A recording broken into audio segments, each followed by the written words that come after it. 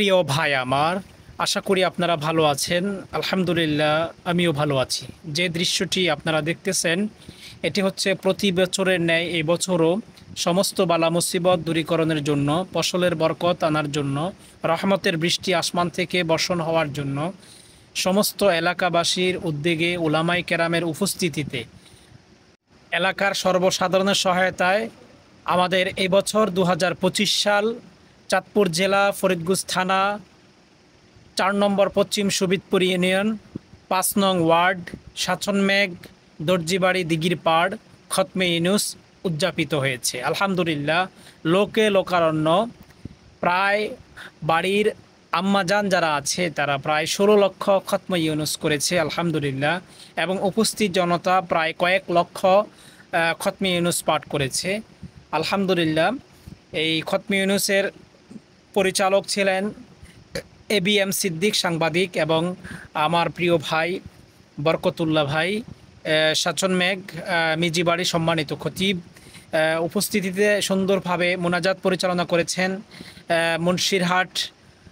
মুন্সিরহাট জামে মসজিদের সম্মানিত খতিব হজরত মাওলানা মাহবুবুর রহমান সাহেব। মিলাদ পরিচালনা আমি অদম হাবিব আল ফারাবি, এবং সংক্ষিপ্ত বক্তব্য আমার প্রিয় উস্তাজ হজরতুল আল্লাম হজরত মাওলানা রাহমাতুল্লাহ সাহেব দামাত বারাকাতু আলাই। অত্যন্ত সুন্দরভাবে আমাদের এই অনুষ্ঠানটি সকালবেলায় উদযাপিত হয়েছে।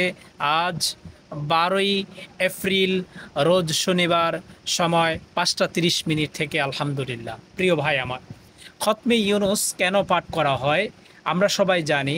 ইউনুস আলাইহিস সালাতু ওয়াস সালাম যিনি আল্লাহর একজন প্রেরিত নবী, আল্লাহর নির্দেশের পূর্বে তিনি তার গোত্র থেকে হিজরত করে চলে যান। আল্লাহর কাজ, তার এই কাজ অপছন্দনীয় হলে ইউনুস আলাইহিস সালাতু ওয়াস সালামকে মাছের পেটে যেতে হয়, যার কারণে কোরআনে আল্লাহ তাআলা এই কথাটি উল্লেখ করেছেন, আমরা সবাই এটা জানি। বিশেষ করে আল্লাহ হাবিব সরওয়ারে কায়নাত বলেছেন যে তোমার যদি চিন্তা থাকে মনের মধ্যে, অথবা রোগ থাকে, অথবা অনাবৃষ্টি অতিবৃষ্টি, অথবা ফসলে বরকত না হয়, ফসলের মধ্যে পোকামাকড় হচ্ছে, বিপদ আপদ আসতেই পারে।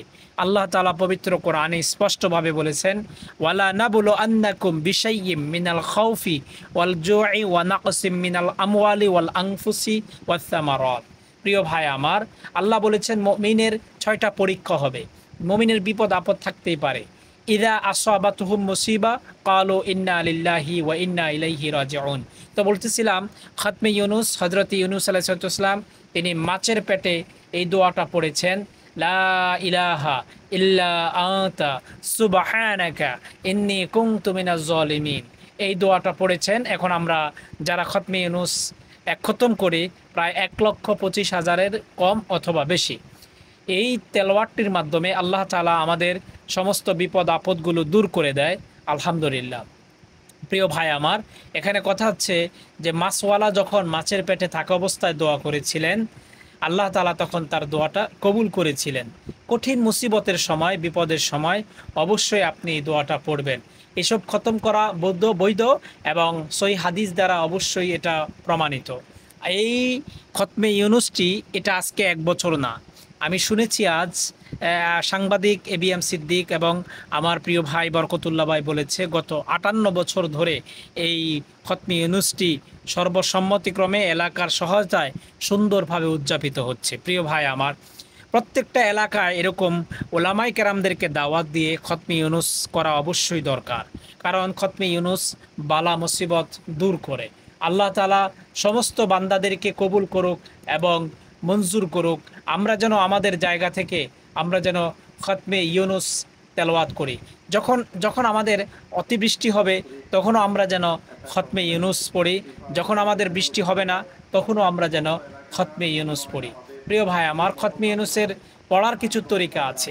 ইউনুস আলাইহিস সালাম যে মাছের পেটের মধ্যে ছিলেন, তিনি একদিন ছিলেন না, তিনি অক্ষত অবস্থায়, এটা একটা বিশেষ মুজিজা নবীদের জন্য। তিনি 40 দিন পর্যন্ত তিনি মাছের পেটে ছিলেন। মূলত এটি ছিল আল্লাহর একটা পরীক্ষা। ভীষণ কষ্টের মধ্যে থেকে তিনি আল্লাহর আনুগত্যের পরীক্ষায় উত্তীর্ণ হয়েছেন। এই প্রসঙ্গে আল্লাহ তাআলা বলেছেন, তখন আমি ইউনুস আলাইহিস সালামের ডাকে সাড়া দিয়েছিলাম এবং তাকে দুশ্চিন্তা থেকে উদ্ধার করেছিলাম। আর এভাবে আমি মুমিনদের নাজাত দিয়ে থাকি। আমরা যখনই বিপদে পড়ব তখনই আমরা আল্লাহর কাছে পানা চাইব, কারণ আল্লাহ বলেছেন ইদা আসাবাতহুম মুসিবা ক্বালু ইন্না লিল্লাহি ওয়া ইন্না ইলাইহি রাজিউন। প্রিয় ভাই আমার, এই খতমে ইউনুস পড়ার পরে বিশেষ করে আপনি গাজাবাসীর জন্য দোয়া করবেন, ফিলিস্তিন